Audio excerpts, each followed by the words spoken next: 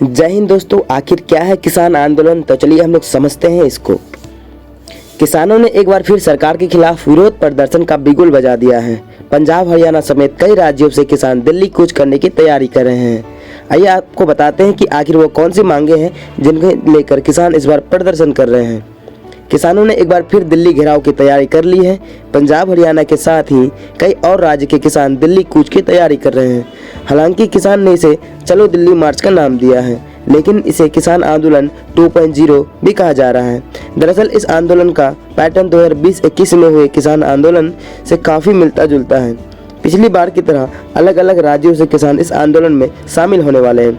इस बार किसान अपने साथ ट्रैक्टर, ट्रॉली और राशन भी लेकर आने वाले हैं। यानी पिछली बार की तरह इस बार किसानों का प्लान लंबे समय तक दिल्ली के अलग अलग बॉर्डर पर धरना देने का है। हालांकि इस आंदोलन को पिछली बार की तरह सभी किसान संगठनों का समर्थन प्राप्त नहीं है। यह किसान आंदोलन संयुक्त किसान मोर्चे के बैनर पर नहीं हो रहा है। इसे अलग अलग किसान संगठन मिलकर आयोजित कर रहे हैं।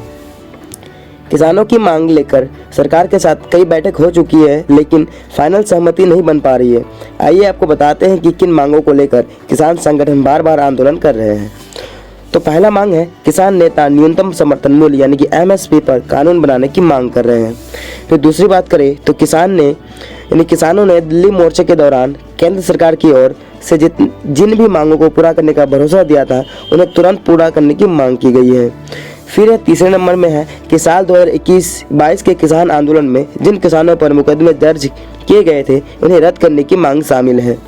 चौथे नंबर पे है, इस बार के आंदोलन में केंद्र सरकार से किसानों की मांग है कि पिछले आंदोलन में जिन किसानों की मौत हुई थी, उनके परिवार का मुआवजा तथा एक सदस्य को नौकरी देने की मांग की गई है।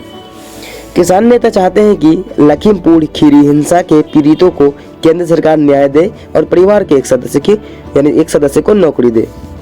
फिर है कि दिल्ली कूच करने वालों किसानों नेताओं की इस बार सरकार की ये भी मांग है कि वह सभी किसानों के सरकारी और गैर सरकारी कर्ज को माफ करे।